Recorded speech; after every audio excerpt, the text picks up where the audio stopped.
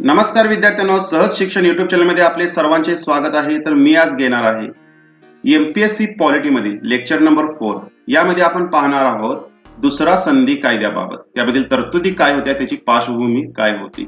दुसरा संधी कायदा 1813 द चार्टर ऍक्ट 1830 आणि त्यावर एमपीएससी मध्ये विचारले गेलेले प्रश्न हे आपण पाहणार आहोत। तर एमपीएससीच्या सिलेबस मधील मुद्दा आहे संविधानाची निर्मिती प्रक्रिया। तर भारताच्या संविधानावर दोन गोष्टींचा प्रभाव आहे।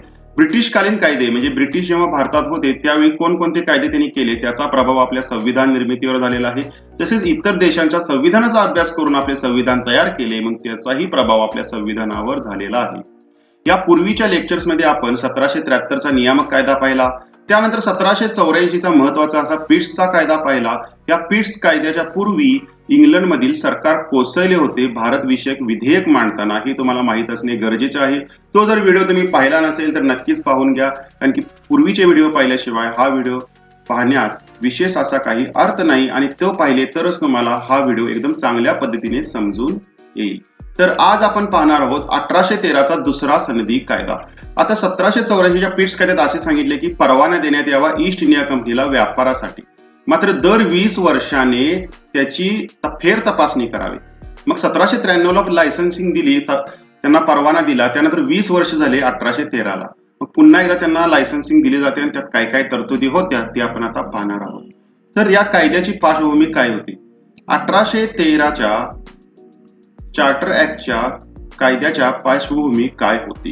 1784 च्या पिट्स इंडिया कायद्यान्वये दर 20 वर्षांनी कंपनीच्या कारभाराची फेर तपासणी करून भारतातील व्यापारी मक्तेदारीची व राज्य कारभाराची नवी सनद दिली जावी असे सांगण्यात आलेले।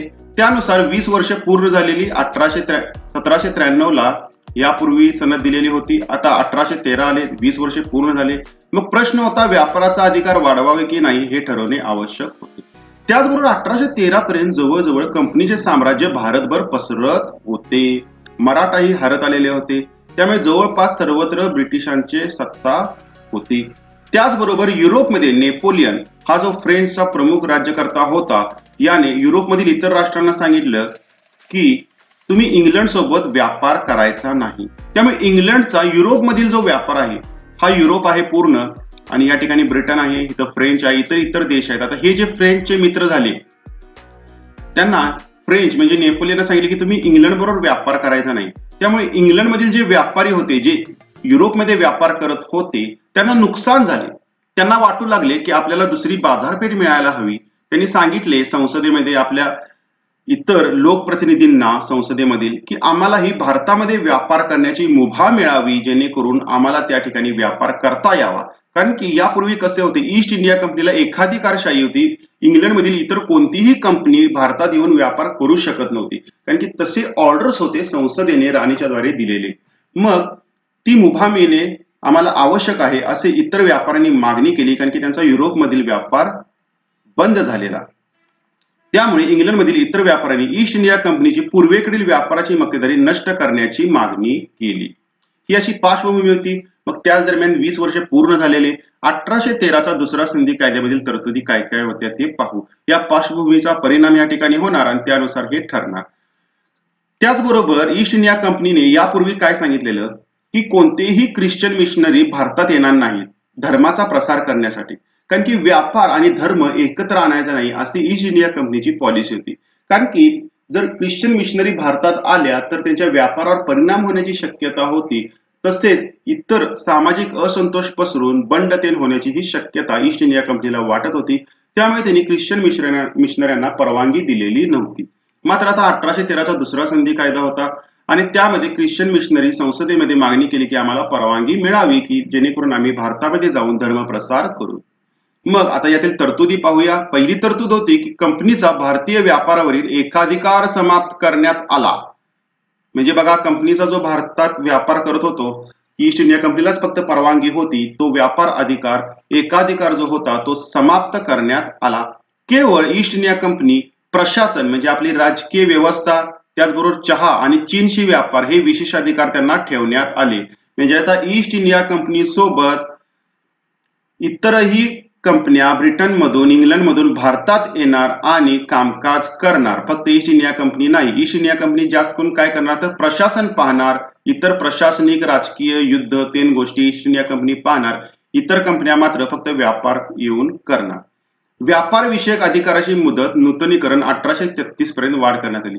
त्याचबरोबर ईस्ट इंडिया कंपनीला व्यापाराचेही अधिकार दिले, पण इतर कंपन्यांच्या सोबत राहून. फक्त त्याला एकट्यालाच नाही तर इतरही कंपन्यांना मिळणार आणि 20 वर्षापर्यंत यांना ईस्ट इंडिया कंपनीला वाढ देण्यात आली. त्यानंतर ख्रिश्चन मिशनरींना धर्म प्रसारास परवानगी देण्यात आली.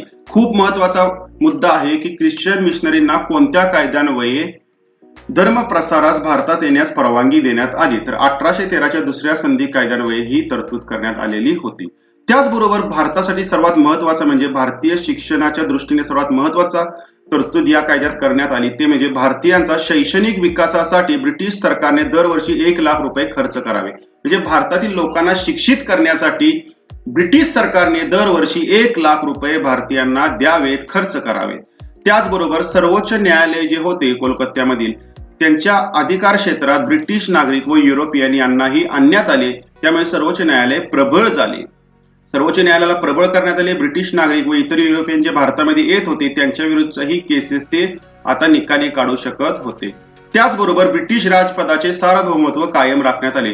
पुन्हा एकदा ईस्ट इंडिया कंपनीला सांगितलं की तुम्ही आमच्याद्वारे काम करताय, तुमची सत्ता ती आमची सत्ता आहे, तुम्ही अल्टिमेट नाही. अशा पद्धतीने या तरतुदी होत्या 1813च्या संधी कायद्याच्या. मग याच्यावर यापूर्वी एमपीएससी मध्ये विचारले गेलेले प्रश्न आपण पाहूयात. 2 प्रश्न विचारले गेलेले आहेत, खूप महत्वाचे आहेत. ब्रिटिश ईस्ट इंडिया कंपनीची व्यापार विषयक मक्तेदारी कोणत्या कायद्यान्वये संपुष्टात आली?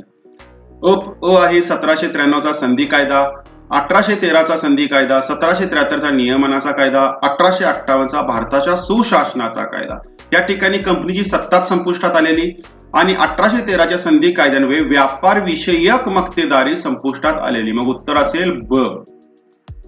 त्यानंतरचा दुसरा प्रश्न विचारला गेला होता यापूर्वीच्या एमपीएससीच्या परीक्षेत. सुरुवातीला भारतात येण्यास पुष्कळ निर्बंध होते, परंतु ते सर्व 1813च्या चार्टर कायद्याने काढून टाकण्यात आले.